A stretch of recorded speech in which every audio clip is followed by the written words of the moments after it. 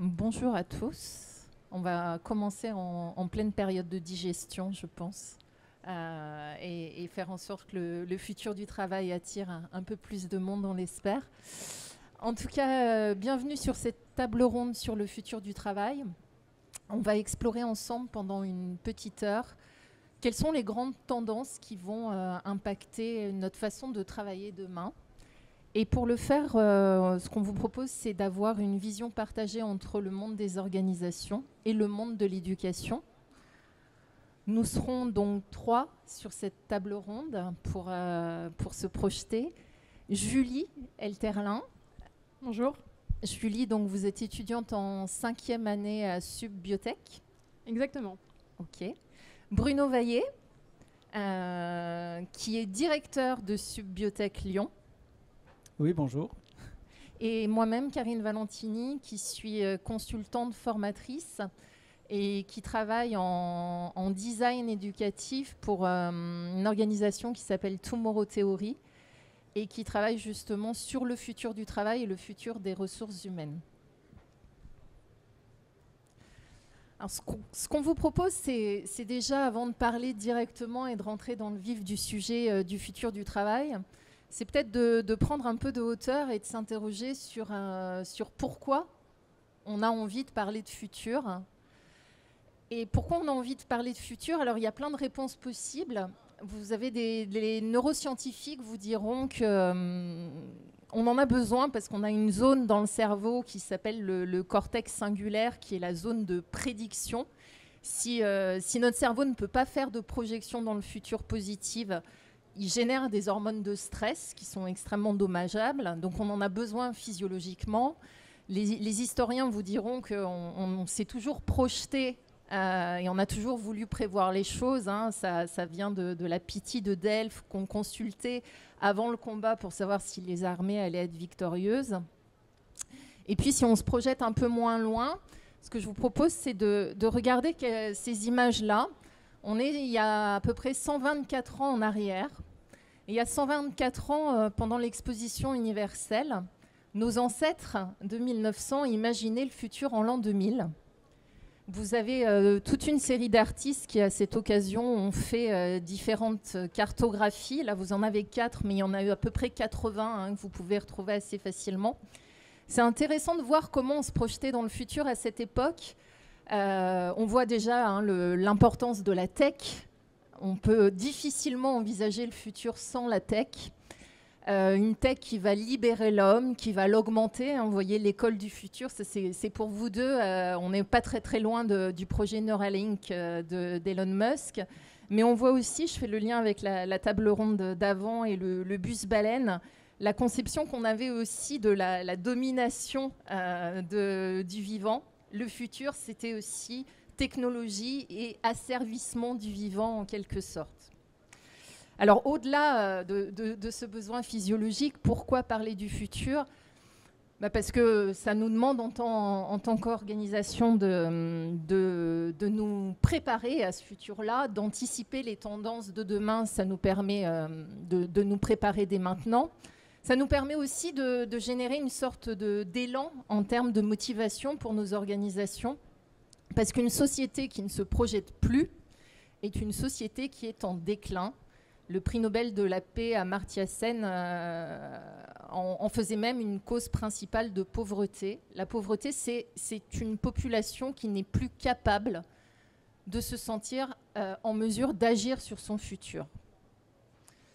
Alors, ceci dit, ce n'est pas si simple que ça de prévoir, en tout cas d'anticiper le futur. Et là, c'est plus le futurologue Roy Amara qui nous met en garde sur toutes les grandes prédictions, les Madame Irma des temps modernes. En général, quand on a ce qu'on appelle des signaux faibles, des tendances nouvelles qui arrivent, on a tendance à surestimer à court terme l'impact de la nouveauté. Il n'y a qu'à voir justement tout le brouhaha qui est fait sur l'IA en ce moment. On a des nouveaux gourous de l'IA qui apparaissent un peu de tous les côtés. Par contre, on a tendance aussi à sous-estimer les effets de la nouveauté sur du long terme. On y reviendra tout à l'heure quand on parlera justement de technologie. Une chose est sûre, c'est que le futur reste ouvert à des tas de champs possibles.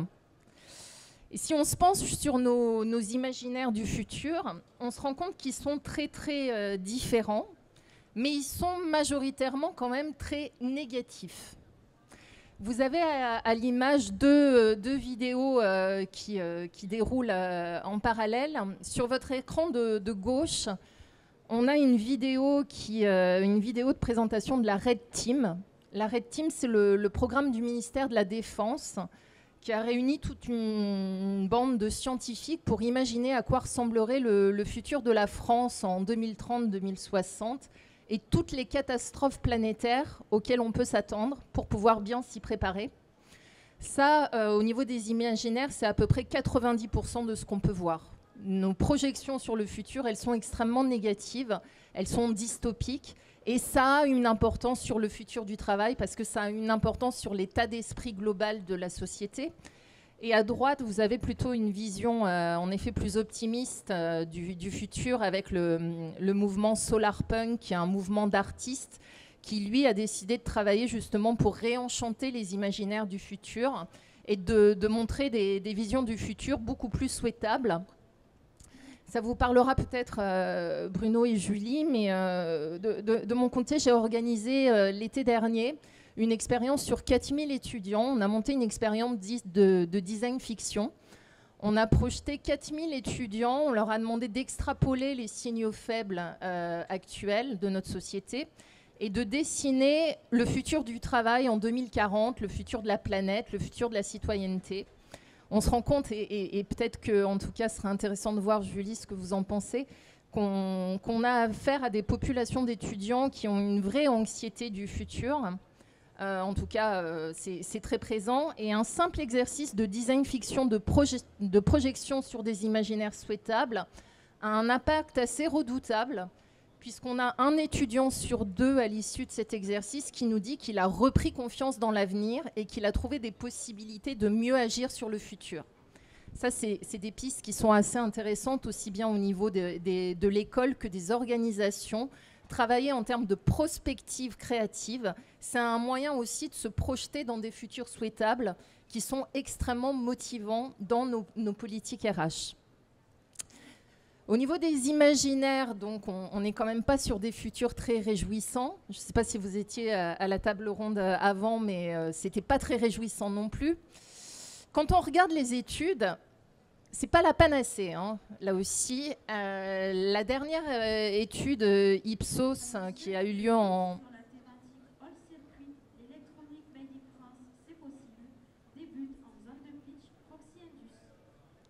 La dernière étude de l'Ipsos qui a eu lieu en septembre 2024 et qui dresse un panorama de toutes les méga-tendances nous montre qu'il y a une vraie prise de conscience, en tout cas, que la crise environnementale est un sujet et qu'on va le droit à la catastrophe. Ça ne veut pas dire que les gens agissent, hein, en tout cas, mais ils ont pris conscience qu'il y a une catastrophe qui arrive. La technologie, elle a aujourd'hui un visage extrêmement dual. Autant on est convaincu qu'elle pourra permettre de résoudre les problèmes du futur, autant on a 62% des gens qui aujourd'hui dans le sondage Ipsos nous disent qu'ils pensent que la technologie va détruire leur vie, ce qui est assez nouveau aussi comme mouvement. Et puis, plus inquiétant, un sentiment de perte de l'avenir. On avait le sentiment jusqu'à présent que dans notre vision du progrès, que les générations d'après vivraient mieux que nous.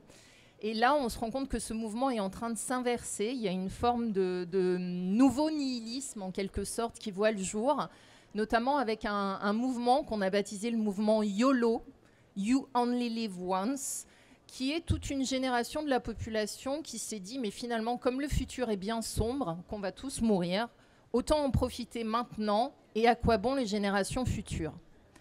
Ça, c'est extrêmement inquiétant, parce que quand on sort du baromètre Ipsos et qu'on voit plus de 80 études de prospective aujourd'hui au niveau national et international, les 10 méga-tendances du monde du baromètre 2024 sont à l'écran. La perte de confiance dans l'avenir et la montée de l'individualisme fait son entrée cette année dans le baromètre, puisque cette perte de confiance, en effet, se traduit par une montée de l'individualisme. Et tout ça, ce n'est pas neutre dans les relations de travail. cette montée de l'individualisme.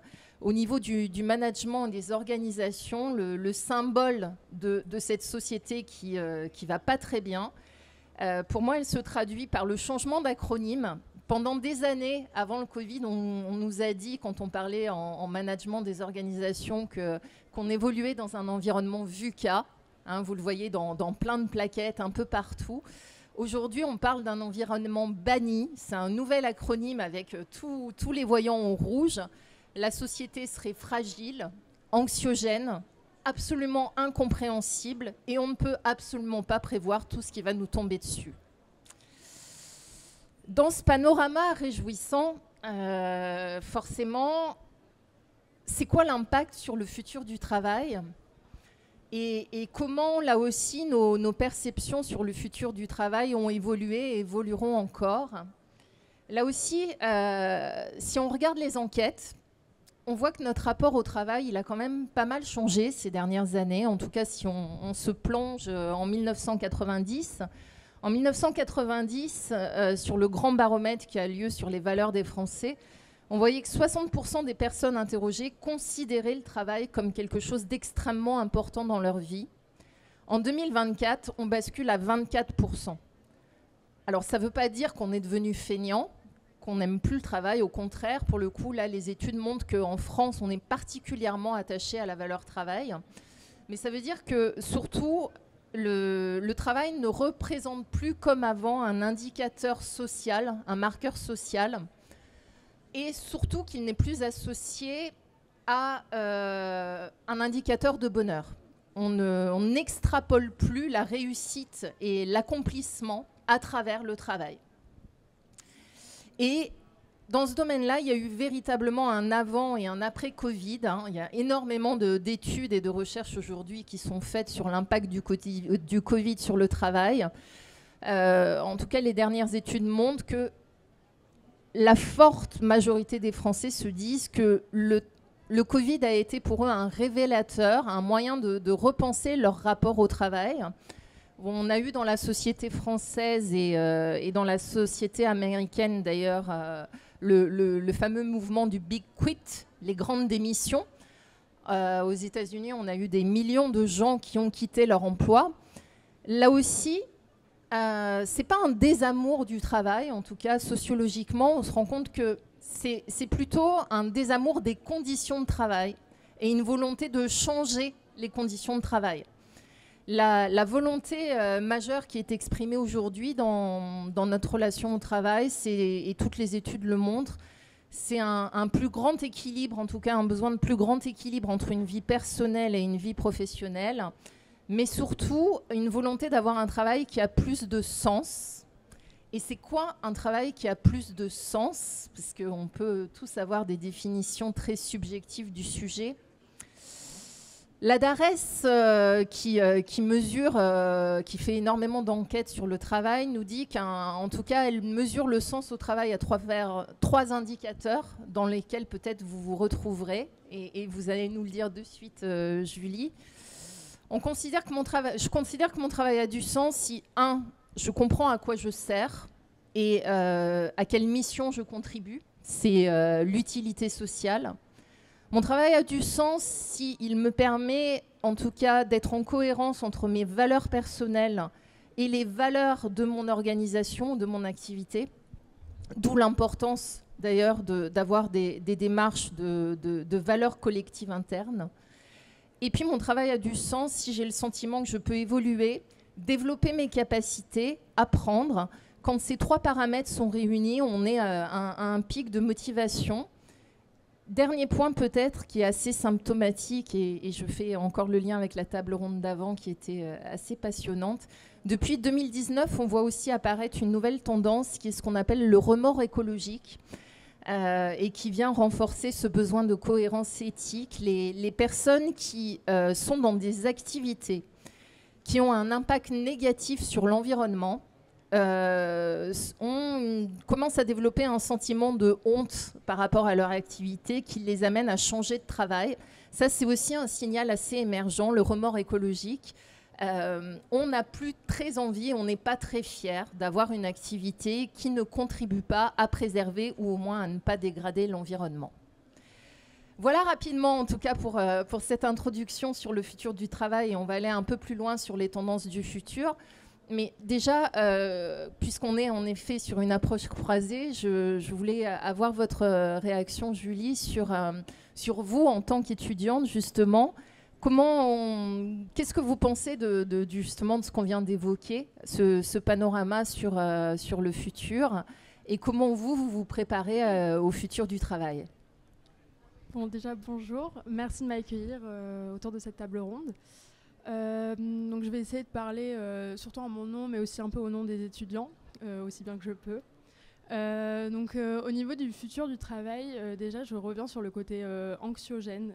C'est vraiment un truc qui revient beaucoup quand je discute avec des camarades, que ce soit de mon école ou de domaines totalement différents.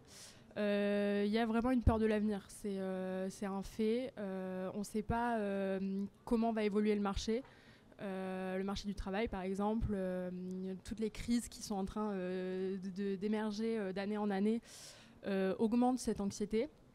Après, il y a aussi un exemple, un des grands enjeux aujourd'hui, c'est l'écologie, et donc du coup il y a une énorme éco-anxiété chez les étudiants. Et donc là, je vais revenir sur le point du design fiction. Moi, niveau expérience personnelle, côté écologie, à l'école, on fait des ateliers d'automne. Et c'est un peu la même approche que vos design fiction. Et c'est vrai que ça a très bien marché. C'est une approche qui est plutôt positive, qui est à montrer que tout n'est pas fini. Des solutions sont encore possibles et les actions ne sont pas vaines. Et je sais que beaucoup d'étudiants rentrent dans les salles pour faire les ateliers d'automne en étant éco-anxieux, en ayant peur de l'avenir, en se disant qu'il n'y a plus rien à faire, et ressortent plutôt positifs et deviennent beaucoup plus engagés. Moi, par exemple, je sais qu'avant, j'étais très passive dans ma manière d'agir pour l'environnement. Et après cet atelier, j'ai commencé à me dire je peux agir. Il y a certains points où je peux agir aujourd'hui. Et donc je pense que sur le futur du travail, c'est une approche qui est très intéressante parce que je pense que du coup, si on montre que tout n'est pas vain et que des choses sont faisables à chaque échelle, derrière, on peut passer de spectateurs à acteurs engagés. Et je pense que pour les étudiants, c'est un truc qui est très intéressant. Voilà. Merci beaucoup. Chez Subbiotech, j'ai vu et on en a parlé, vous faites en sorte d'avoir un rapport justement très, très proche avec les organisations, les entreprises. Comment vous faites en tant qu'école justement pour répondre à tous ces besoins, à toutes ces transformations au sein des organisations, et comment vous préparez vos étudiants au futur du travail?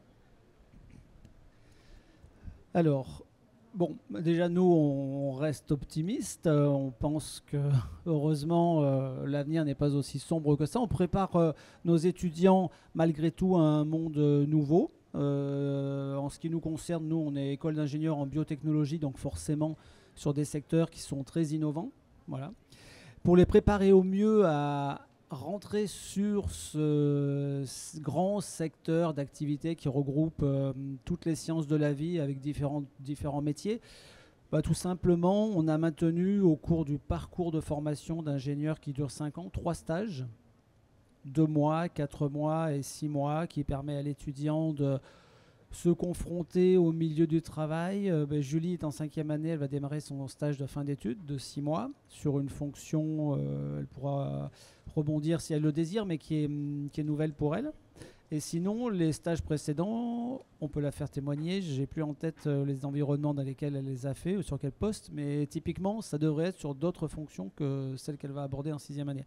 Donc, cette variété de niveaux en termes de compétences demandées pour les stages et la possibilité pour l'élève de pouvoir faire des stages dans des entreprises différentes et sur des secteurs d'activité différents, c'est vraiment pour les préparer au mieux. Voilà. Ensuite, pour ce qui est de rester collé au marché de l'emploi, parce que nous, notre objectif, c'est que nos élèves trouvent du travail. Jusqu'à présent, on y arrive sur un secteur qui bouge en permanence. et donc qui nous demande de rester collé au plus près du besoin des entreprises. Et pour ça, on a bien sûr construit tout un panel d'entreprises partenaires de l'école avec qui on se réunit tous les 6 mois en conseil de perfectionnement. On examine le parcours de formation, on supprime certaines choses, on en rajoute d'autres. Donc ça, c'est très important. Et puis également, on sollicite des organismes de sondage indépendants pour aller interroger pour nous les entreprises et vraiment savoir quelles sont les grandes tendances en termes de besoins, à la fois nouveaux métiers, mais aussi de compétences. Voilà. Et puis il y a des nouveaux secteurs qui émergent. Là, vous avez parlé en introduction de choses qui sont très en lien avec l'évolution de l'environnement. Nous, on voit vraiment arriver des nouveaux métiers dans les secteurs de l'environnement, qui sont du type, par exemple, on a une ancienne là qui, je pense, qui est embauchée dans une société qui conçoit des systèmes végétaux pour amplifier la capture du CO2 atmosphérique. Voilà. Donc il y a dans ces domaines-là, et puis également des choses assez prégnantes en termes de trouver des solutions pour produire de l'énergie verte aussi. On connaissait le bioéthanol qui n'est pas très vert, mais il y a le biogaz, et puis il y a beaucoup de recherches pour essayer de trouver des systèmes pour produire de l'hydrogène aussi, par exemple. Voilà. Merci beaucoup. On va plonger encore un peu plus en avant sur les tendances du futur du travail. Pour le coup, chez Tomorrow Theory, on a édité il y a peu un rapport sur les tendances du futur du travail. Je vous propose d'en partager 8 qui sont particulièrement, selon nous, importantes dans le futur du travail. Alors d'abord, les 4 premières. Ça commence, en tout cas en prospective, on est sur de l'extrapolation de tendances émergentes. Une des premières tendances, c'est évidemment la flexibilité accrue des modes de travail. C'est vraiment accéléré, évidemment, après la crise sanitaire. Beaucoup plus de travail avec un mix entre le temps de travail à la maison, télétravail, et le temps de travail sur le lieu de l'organisation. Ça devient un critère extrêmement important, même en termes de recrutement. Si vous travaillez dans le monde des RH, quand vous recrutez quelqu'un, on nous demande systématiquement quelle est la politique de télétravail. Ça, c'est quelque chose d'assez nouveau. Ce qu'on voit aussi, c'est qu'on est en train d'expérimenter, en tout cas des organisations expérimentent la semaine de 4 jours. En Grande-Bretagne, il y a eu un vrai travail de recherche qui a été fait là-dessus. 60 organisations britanniques ont été organisées pour tester la semaine du 4 jours. Les premiers résultats montrent qu'on est à peu près sur 91% des entreprises qui veulent le maintenir parce que ça a un impact sur le bien-être et sur la productivité. Donc, pas simple au départ à mettre en œuvre, mais en termes de gains, plutôt très intéressant. Et puis, la montée aussi des travailleurs indépendants. On s'attend à avoir de plus en plus de populations qui vont faire des allers-retours entre le monde de l'entreprise et le freelancing. Et ça va nous obliger en termes d'organisation à devoir travailler avec des collaborateurs internes et des collaborateurs externes et réussir à impliquer l'externe dans l'interne, qui est quand même un enjeu pas toujours très très simple. Nouvelle tendance aussi, en tout cas nouvelle, qui a un signal qui monte, c'est les nouveaux formats de gouvernance avec en tout cas et c'est très lié au sens du travail, des gouvernances où les collaborateurs ont plus de participation dans les prises de décision, la montée de tout ce qui est scope, SKIC, en structure d'organisation, là aussi, c'est des structures qui augmentent. Et puis des modes de management forcément beaucoup plus horizontaux, mais qui sont aussi plus pertinents pour gérer toutes les transformations auxquelles on est confronté. La place de la santé et du bien-être au travail. Il y a beaucoup de choses sur le salon, justement, sur la santé et le bien-être au travail. Il y a une vraie attente sur le sujet. La législation s'est renforcée. Mais en tout cas, ça nous amène aussi, en termes d'organisation, à définir véritablement des expériences collaborateurs, chose qu'on ne faisait pas avant, à imaginer des politiques de bien-être à toute période, à tous les âges de la vie. Et ça devient un critère absolument essentiel Le bien-être n'étant pas de mettre des billards dans une organisation, bien évidemment, ça va au-delà, et ça, c'est une vraie transformation dans l'expérience collaborateur. Et puis le dernier point, c'est quand même la mixité générationnelle, et on va en reparler de suite, puisqu'on est quand même, d'ici quelques années, on va avoir jusqu'à 5 générations qui vont cohabiter dans le monde du travail, et ça, c'est assez nouveau. Ce qui nous a amené à faire un rapport d'ailleurs sur l'enjeu des générations et de faire cohabiter les générations dans un lieu de travail. Ce rapport, vous pouvez le trouver en téléchargement libre sur notre site. Qu'est-ce qu'on voit ? On étudie toutes les tranches, en tout cas d'âge, dans ce rapport-là. Tout ce qui est génération Z et Y, évidemment, nous disent que le sens du travail, c'est crucial. Ça ne veut pas dire que pour les plus seniors, ce n'est pas crucial, mais particulièrement pour ces générations. L'équilibre, ce dont on a parlé, l'équilibre entre sa vie pro et sa vie perso, est vraiment un critère extrêmement important. La santé mentale est un sujet, puisqu'on est face à une génération, vous parliez de l'anxiété face au futur, on a quand même 40% des générations Z et Y qui nous disent qu'ils sont stressés au travail, qui sont même stressés avant l'entrée sur le marché de travail. Il va falloir le gérer, tout ça.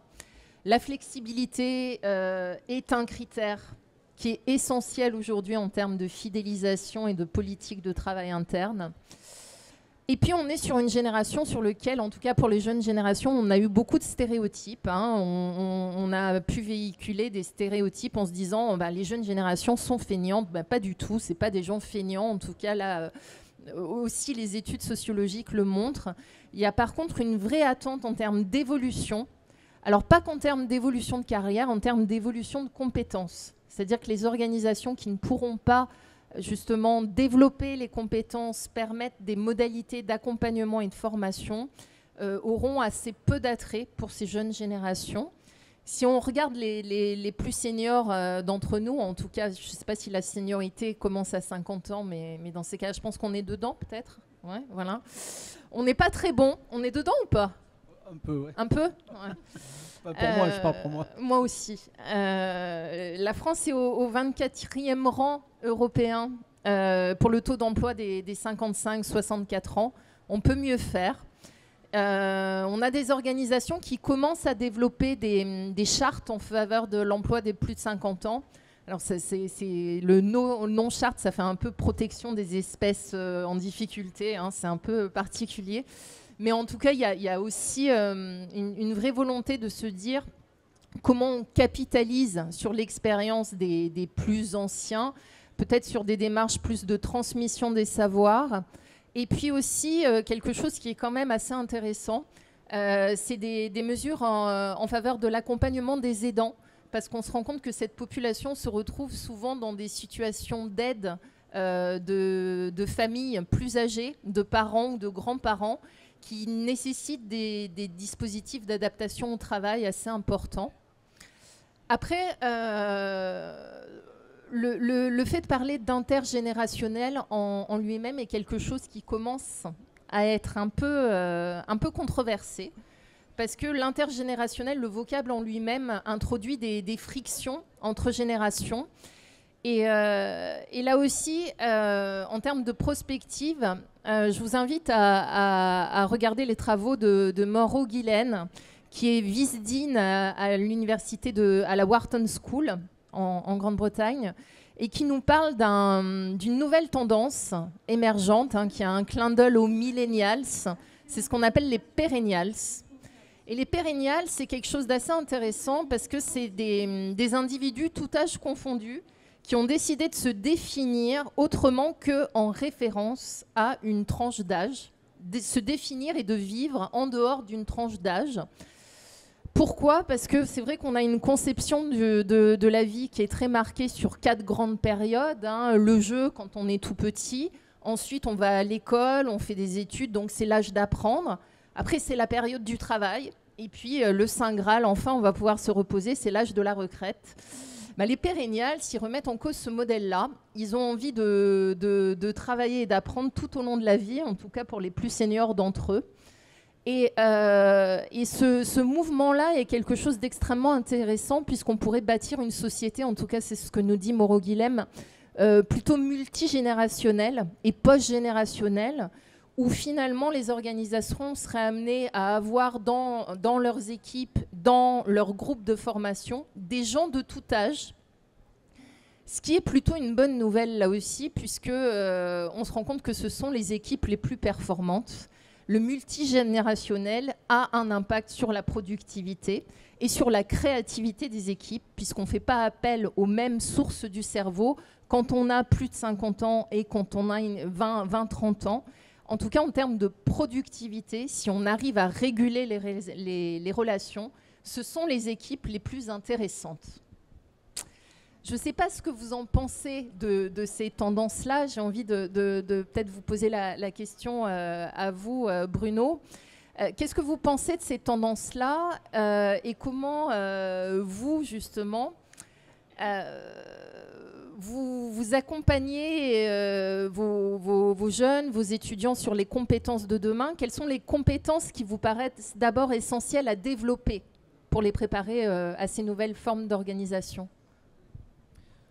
Eh ben, on est en plein dedans, c'est-à-dire qu'effectivement, il faut préparer les jeunes à travailler, on l'a vu tout à l'heure, dans un environnement, en tout cas en ce qui nous concerne, sur le propos des sciences de la vie, environnement changeant, mais également, il faut les préparer à être capables sans arrêt de s'adapter à un environnement qui aujourd'hui, un environnement de travail, est intergénérationnel, pluriculturel. Donc ça a l'air évident comme ça, mais en fait ça ne l'est pas. Ça veut dire qu'il y a des jeunes, 18, 19 ans, 20 ans, qui sont vraiment contraints quand ils font leurs études et qu'on propose du travail en équipe, qui ne sont pas dans leur zone de confort. Et pour faire en sorte de les préparer à ce qui les attend en entreprise, ça fait déjà longtemps nous qu'on a inséré dans le parcours de formation beaucoup de travaux à réaliser en équipe et puis à présenter devant des jurys de professionnels. Et alors l'âge, bon, on ne peut pas au sein d'une école avec un parcours de formation qui dure 5 ans, au sein de l'école en interne, voilà, propulser les jeunes dans une équipe qui réunirait 5 générations. Mais en revanche, oui, on essaie de les préparer au mieux à cet univers-là. Bon, on l'a vu au travers des stages, mais aussi en interne avec des travaux d'équipe, des équipes qui sont imposées pour faire en sorte que quand l'élève sort de l'école, il soit après, on va dire, mieux préparé à la véritable vie en entreprise où on va se retrouver du jour au lendemain avec un nouveau collègue qui peut être avec qui on peut des fois bien s'entendre et puis des fois au contraire ne pas avoir spécialement d'affinité, mais il faut arriver ensemble à travailler pour atteindre l'objectif et puis ça s'apprend en fait ça, hein. Non Julie, je sais pas si tu veux. Ah oui, je suis d'accord. C'est vrai qu'on fait beaucoup de projets à Subbiotech. C'est sûr, c'est pas multigénérationnel si je reprends votre terme. Mais par contre, c'est vrai qu'on apprend à travailler avec beaucoup de profils. Et aussi, en tout cas, du moins sur le campus de Villejuif, c'est pas que des personnes qui sont françaises. Donc, au moins, on travaille sur le côté multinationalité. C'est vachement formateur à ce niveau-là je pense que du coup sur le monde du travail on sera plus à même de réussir à composer avec différents profils et du coup sûrement différentes générations, même si je pense qu'on va être obligé d'apprendre sur le tas à comprendre comment chaque génération fonctionne et réfléchit, parce que du coup ça va être très différent en fonction des générations et du coup de l'éducation que chaque génération aura eue. Vous reconnaissez dans ces catégories justement de génération ou au contraire c'est quelque chose qui peut vous embêter? Alors ça va dépendre, globalement pas vraiment. En fait souvent on appelle ça des clichés et c'est pas pour rien. C'est que en fait chaque personne est vraiment unique et donc va avoir une manière d'aborder les choses très différente. Donc on peut avoir des personnes de 2 générations différentes qui vont aborder les choses de la même manière, de manière positive ou négative. Donc souvent, je trouve ça plutôt réducteur comme manière de voir, de cantonner une personne à ok, c'est de telle génération, donc elle va réfléchir de telle manière. Bah, pas forcément. Ça va, en fait, la manière de chaque la manière de réagir de chaque personne va vraiment dépendre de la formation. Par exemple, une personne qui vient de Subbiotech ne va pas réagir de la même manière qu'une personne qui a suivi une formation dans une autre école, à la fac. C'est pas le même type de formation et donc pas le même type d'aborder le travail en équipe, par exemple. Et aussi la manière d'avoir été éduquée. Chaque personne à Subbiotech n'a pas la même manière d'aborder le travail en équipe. Donc le côté générationnel sur certains points va être justifié parce que on a grandi avec, par exemple, on a grandi, Internet était déjà là, on a fait une partie de nos études avec, par exemple, l'intelligence artificielle. Donc sur certains points, on va se retrouver parce qu'on a grandi avec les mêmes choses, mais sur d'autres, ça ne va pas être forcément justifié. Vous vouliez ajouter quelque chose, je crois, non ? J'ai envie de dire de revenir sur l'histoire vraiment les compétences clés, le retour qu'on a du terrain, de la part des entreprises, c'est que si elles ont un poste vacant, par exemple, pour un ingénieur, si elles ont 10 CV d'ingénieurs, l'embauche va se jouer sur vers qui est-ce que je pressens, quel CV je sélectionne, en fonction de quoi. En fait, je sélectionne l'individu en qui j'ai le plus confiance pour être capable de travailler en entreprise. Et ça veut dire que si sur son CV, son parcours de formation, il y a déjà des preuves de son adaptabilité au travail en équipe, c'est déjà un plus, quoi, vraiment. L'adaptabilité du travail en équipe. Hein. S'adapter à un environnement qui change, être adaptable. Voilà, pour donner des exemples très concrets, c'est tellement vrai. Voilà, nous, on l'a inséré dans le parcours de formation, à savoir que sans arrêt, on demande à nos jeunes de se mettre, on l'a vu, en équipe, sur des projets qui sont nouveaux à chaque fois. Des fois, il y a des rendus qui sont à remettre sur des délais impartis qui sont très courts. Voilà. Et au bout de 5 ans de ce traitement, en fait, il n'y a pas de surprise quand on arrive en entreprise, parce que la vie de l'entreprise, c'est ça aujourd'hui. C'est éventuellement abandonner ce sur quoi on travaillait le mois dernier, et puis démarrer un nouveau projet, par exemple. Découvrir de nouveaux collègues, voilà, tout ça. Et on a, pour prendre des choses très très concrètes, moi en première année, j'ai des élèves dont personne ne veut dans les équipes, ou dans les retours de la part des autres élèves sont toujours mauvais. Ces élèves-là qui ont vraiment du mal à s'intégrer, au bout de X projets et puis plusieurs années de traitement comme ça, au bout de 5 ans, ils sont formés au marché du travail, quoi. Voilà. Alors, s'ils sont formés au marché du travail, on va voir de suite justement d'autres impacts sur le marché du travail, 4 autres méga tendances. Évidemment, pour appréhender le travail et les années à venir, il y a une montée en flèche de tout ce qui est formation continue. Formation continue pour les plus âgés d'entre nous, mais aussi pour les plus jeunes, puisque le savoir devient de plus en plus obsolète. Le développement de l'IA et de la tech, on ne parle que de ça, mais en tout cas, ça va avoir en effet un impact sur la façon dont on va vivre le travail. Alors aussi bien au niveau des compétences qu'au niveau du raisonnement éthique aussi. Et ça va nous amener des questions de société sur la valeur ajoutée du travail humain. Au-delà de tous les débats qu'on a sur est-ce que ça va créer de la valeur, créer de l'emploi ou en détruire. On reviendra là-dessus. En corollaire, l'importance des soft skills, je pense que vous allez en parler aussi tous les deux et de ce qui est fait en matière éducative là-dessus. Mais vous disiez, Bruno, c'est qu'est-ce qui va distinguer, en tout cas quand on va recruter quelqu'un, qu'est-ce qui va faire la différence ? En tout cas, c'est vrai que de plus en plus, ces fameuses soft skills vont faire la différence. L'enjeu, c'est de les déterminer, de les évaluer, parce qu'il y a beaucoup de bruit aussi sur les soft skills comme sur l'IA. Il va y avoir dans les mois qui vont suivre une norme internationale des soft skills qui va sortir, qui a été faite par l'AFNOR, qui permettra au moins d'avoir un référentiel commun sur lequel on pourra s'appuyer au niveau des organisations pour déterminer ce qu'est une soft skills et avec des recommandations pour pouvoir les développer. Et puis le point qui est très présent et qu'on le voit aussi dans ce salon, c'est la place de tout ce qui est l'économie régénératrice et de l'impact social et environnemental dans le travail, non seulement en termes d'évaluation de la performance, mais aussi de plus en plus présent au niveau des visions des organisations qui développent des visions et des accompagnements pour faire prendre conscience de notre interdépendance avec le vivant. En fait, on est une partie intégrante du vivant. Un petit zoom rapidement sur la tech, et je vais vous laisser réagir justement sur la tech. Là aussi, on parlait de la loi d'Amara tout à l'heure, il y a beaucoup de bruit sur l'IA. Il y a eu une étude du MIT au printemps dernier qui montre qu'en effet, on a le temps de se préparer. En tout cas, l'impact à court terme, il est dans notre imaginaire collectif fortement surestimé. Par contre, à long terme, évidemment, on va avoir un impact absolument énorme.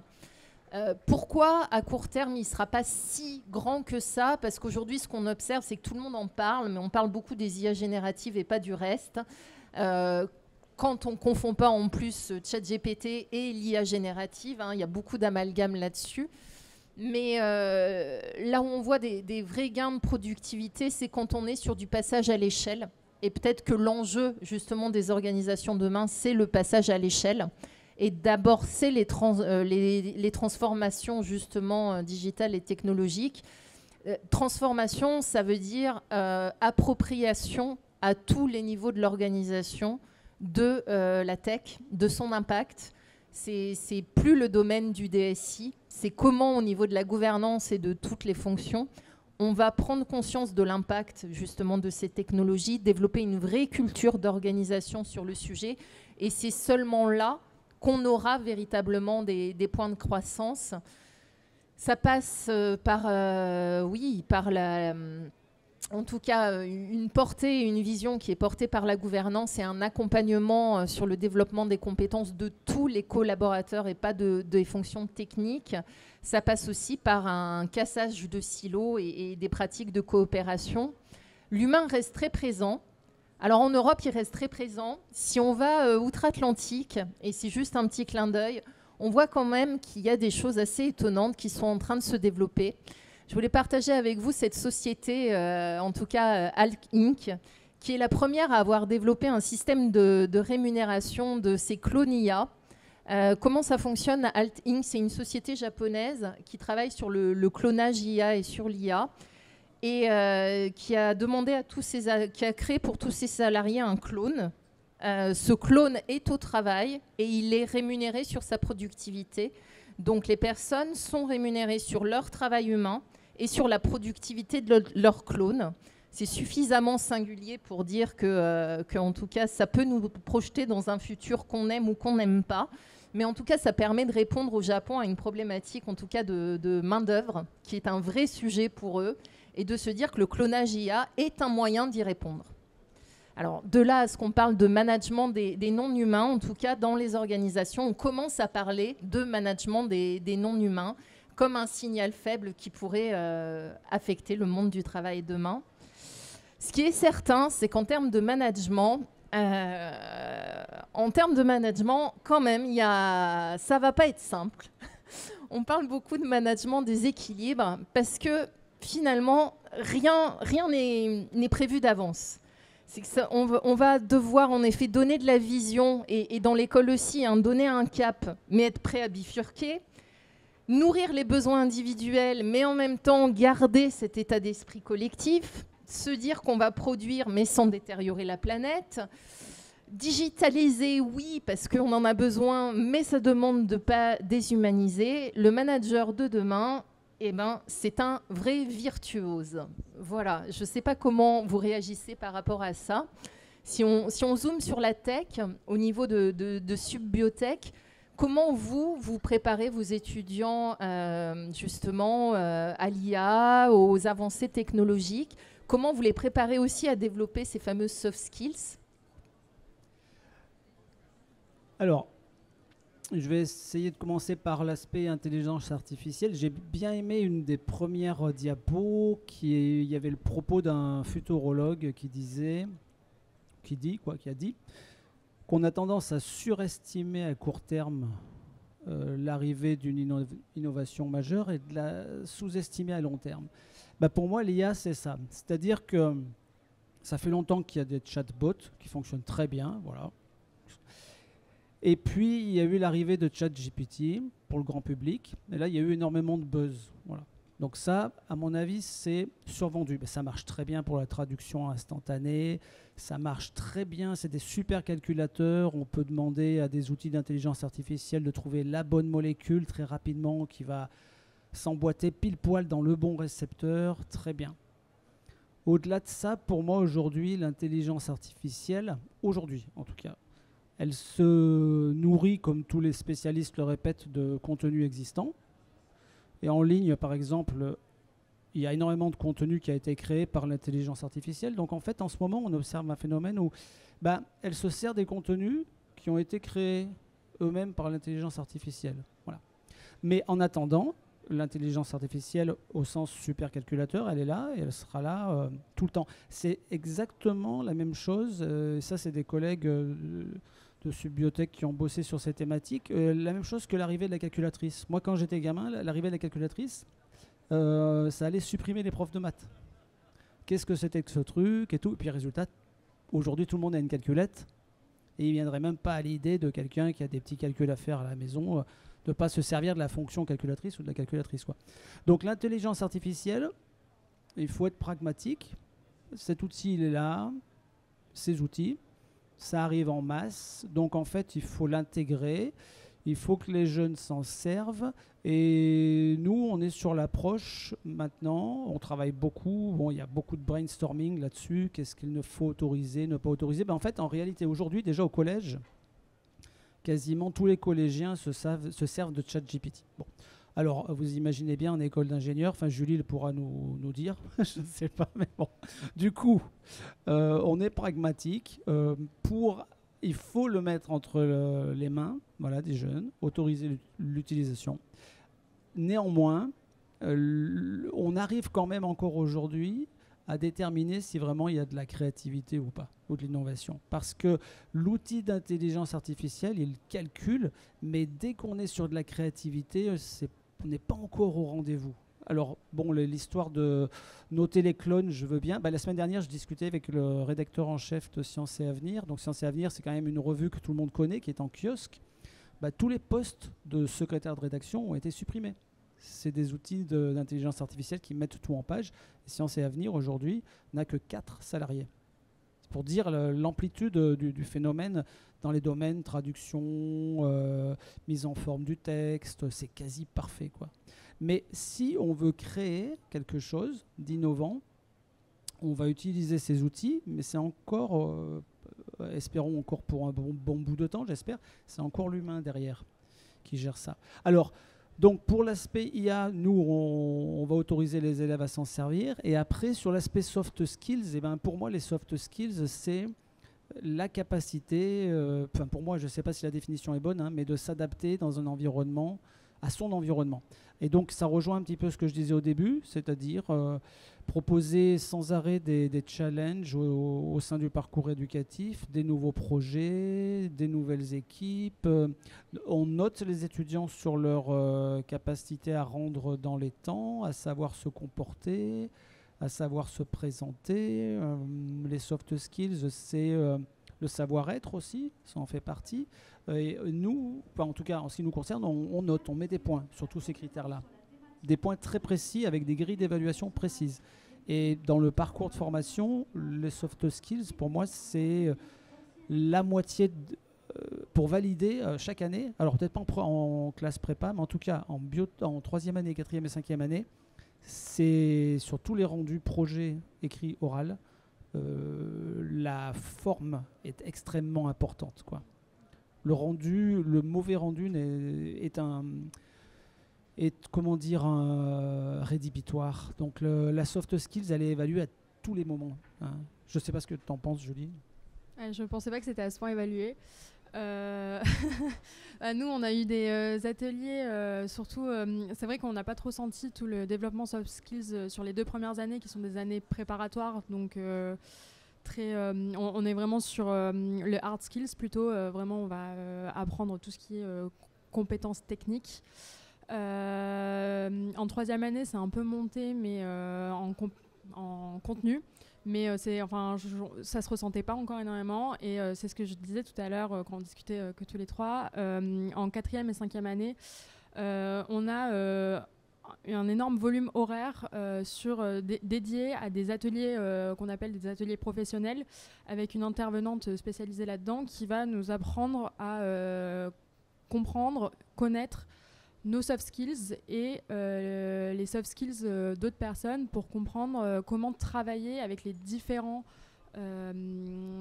profils et apprendre à composer avec les différents soft skills. Et donc du coup, ça a été très intéressant et formateur aussi à ce niveau-là. Et surtout, ça nous a permis de mieux nous comprendre. Et ce qui est sûr, c'est que ces ateliers n'auraient pas marché si on n'avait pas fait autant de projets. Justement, tous les projets dont on a discuté avec des groupes pas forcément choisis ont un peu été révélateurs sur nos manières d'agir en équipe. Et donc derrière, sauf qu'on n'a jamais spécialement analysé notre manière de travailler en équipe. Et donc derrière, ces ateliers qui arrivent un peu plus tard nous permettent d'analyser comment on a travaillé en équipe et qu'est-ce que ça veut dire dans nos soft skills, quels sont nos soft skills quand on agit comme ça. Ensuite, on n'avait pas, je ne savais pas cette dimension notée des soft skills, mais c'est plutôt intéressant et pertinent, je trouve, de faire ça. Voilà.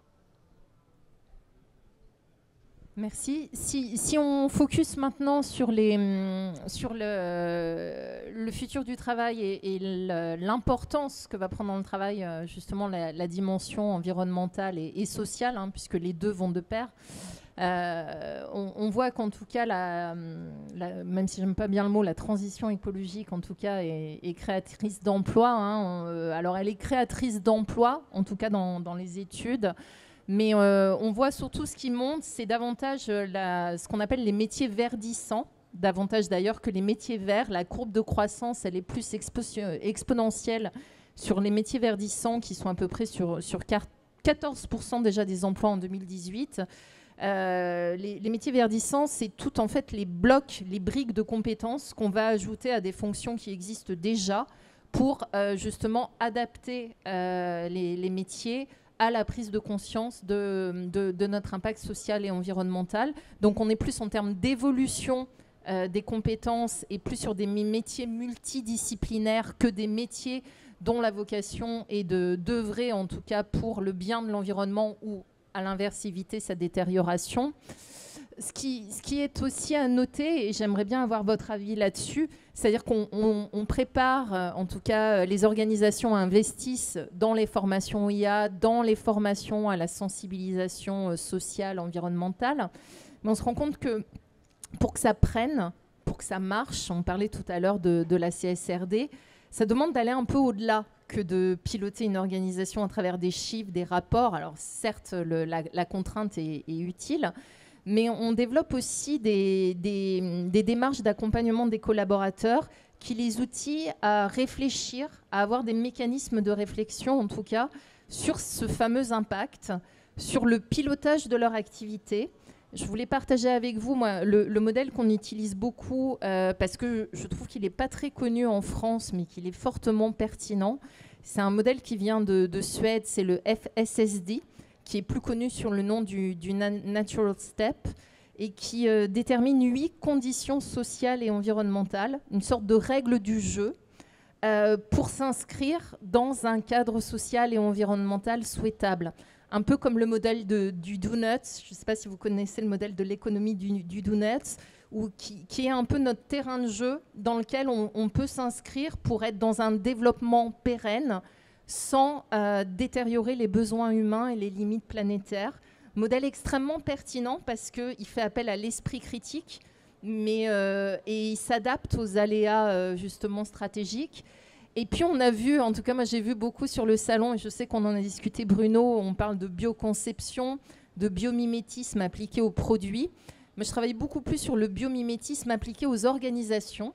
Parce que si les milliards d'années, en tout cas de R&D du vivant, peuvent nous inspirer, en tout cas dans la conception de matériaux, elles peuvent aussi nous inspirer dans nos formats d'organisation, dans nos modes de management. Toute cette sagesse de vivant, elle nous permet en tout cas de reprendre conscience de cette interdépendance. On fait partie du vivant, hein. La personne de la table de ronde avant nous disait on est composé à 70% d'eau. Hein. Finalement, on fait partie de ce vivant. Et ces démarches-là, vous parliez de 2 tonnes, des ateliers 2 tonnes que vous réalisiez. C'est aussi un signal fort. On a besoin de se sentir reconnecté au vivant. Est-ce que pour vous, ces enjeux sociaux, environnementaux, cette prise de conscience de l'impact environnemental, aussi bien au niveau capacité que émotion, elle a une importance forte, en tout cas, dans vos formations et dans votre vision du travail demain? Pour moi, oui. Par exemple, là, actuellement, je suis en dernière année, donc toute ma promotion, on a déjà trouvé, ou on est en train de chercher des stages de 6 mois. J'ai vu que beaucoup d'étudiants ont été beaucoup plus critiques dans le choix des entreprises pour des stages. Parce qu'on se dit que là, on commence à être bien formé, donc on peut se permettre d'être un peu plus, de pouvoir plus choisir que quand on est sur un tout début de compétences. Et pour beaucoup, les choix se sont faits sur le sens des missions, mais aussi sur l'éthique des entreprises. Ça a été vraiment un truc où beaucoup d'étudiants n'ont pas voulu postuler dans certaines entreprises parce qu'elles ne collaient pas avec leurs attentes et leurs aspirations. Et donc ça, c'est un truc qui se retrouve de plus en plus dans les modes de pensée des étudiants. C'est qu'on a besoin de se sentir bien dans notre travail émotionnellement, mais on a aussi besoin de sentir que l'entreprise dans laquelle on va travailler colle avec notre éthique personnelle. Donc du coup, l'exemple parfait, c'est les enjeux environnementaux. Si on se rend compte que l'entreprise n'est pas engagée dans ces enjeux-là, qu'elle ne le prend pas en compte, on sait d'avance qu'on ne va pas se sentir bien dans cette entreprise. Comme vous l'avez dit, il y a une hausse de la culpabilité des travailleurs. Et en fait, on ne veut pas avoir cette culpabilité parce qu'on le sait déjà qu'il y a ces enjeux qui sont présents et on veut être des acteurs engagés dans la transition écologique. Et donc aujourd'hui, ça serait aller à l'encontre de nos valeurs de travailler dans des entreprises qui ne collent pas avec du coup ces valeurs écologiques. Et donc ça rentre déjà dans le choix des entreprises pour nos stages. Donc pour moi, c'est vraiment un facteur déterminant pour le futur du travail, que les entreprises se sentent engagées dans ces enjeux de nos siècles qui arrivent. Question aussi, Bruno? Je ne savais pas que c'était à ce point-là, mais c'est très bien. Alors, en fait, à l'entrée à l'école, hein, quand on interroge les étudiants sur leur motivation, pourquoi est-ce qu'ils veulent faire ce type de parcours, le mot-clé environnement revient dans 80% des réponses. En gros, pour sauver le monde. Mais là, on est dans le secteur sciences de la vie puis cosmétologie, donc c'est quelque chose qui est très pris en compte, le développement durable. Mais si on sort un peu, moi j'ai mes enfants qui sont sur d'autres domaines, et là aussi, hein, même si on s'éloigne pourtant, ça revient énormément. Et c'est vrai que cette génération, alors quand je dis cette génération, pour moi, c'est l'éventail qui va de 18 à 25 ans aujourd'hui. Mais le terme d'éco-anxiété, oui, il n'est pas minoré, c'est vrai. C'est réel, on sent que ces jeunes, ils ont ça de manière vraiment très, très prégnante, l'environnement en tête. Alors, bon, pour rester sur la thématique du salon, je sais que la plupart des entreprises de cosméto, hein, elles intègrent la dimension environnementale dans leur travail. Et puis nous, en tant qu'école, nous-mêmes, on est passé société à mission et on a affiché comme mission le développement durable et la responsabilité sociétale dans notre pratique au quotidien. Donc ça va par limiter les impressions, faire notre bilan carbone. Et je pense que c'est une évolution globalement quand même générale, hein. C'est une tendance de fond très lourde en France. J'espère qu'on ne sera pas les seuls parce que quand on voyage un petit peu à l'international, Gloops, voilà, mis à part les Européens, il n'y a pas grand monde qui se colle autant, qui se met autant au travail. Mais en tout cas, c'est encourageant. Je pense qu'il faut donner l'exemple. Et puis, C'est très bien si les jeunes générations, en tout cas chez nous, sont regardantes sur l'éthique de l'employeur. Je trouve ça très encourageant. Ouais. Après, c'est pas la majorité, enfin c'est pas la globalité des étudiants, mais on se rend compte que plus les promotions avancent, plus ça devient vraiment prépondérant dans les promotions, quoi. Là, on sent qu'il y a une vraie réflexion autour des enjeux écologiques et que ça devient, enfin, en tout cas sur le campus de Villejuif, c'est un sujet dont on parle tous les jours, constamment, et qui nous touche réellement. Donc je sais qu'on en a beaucoup parlé sur nos choix de stage. Pour des personnes qui avaient des opportunités entre deux entreprises, bah, ça a été un des facteurs décisifs dans le choix du stage final. C'est rigolo parce que les entreprises, quand elles recrutent, font attention aux soft skills, et les étudiants, aujourd'hui, quand ils cherchent une entreprise, ils font attention justement à cet impact environnemental. Voilà. Enfin, je crois qu'il est l'heure. Donc oui, il est même l'heure dépassée d'1 minute. Je ne sais pas s'il y a éventuellement une question dans la salle. En tout cas, nous, on espère qu'on vous a donné envie du futur du travail. En tout cas, ce qu'on essaye, en tout cas, ce que j'ai senti chez vous, c'est qu'il y a une vraie volonté de l'anticiper au niveau du système éducatif et de réenchanter aussi ces futurs pour pas qu'on... Là aussi, ça me paraît très très important d'avoir une destination souhaitable et de ne pas sombrer dans une espèce de sinistrose dans lequel on pourrait tomber assez facilement. Voilà. Merci à tous. Merci. Merci.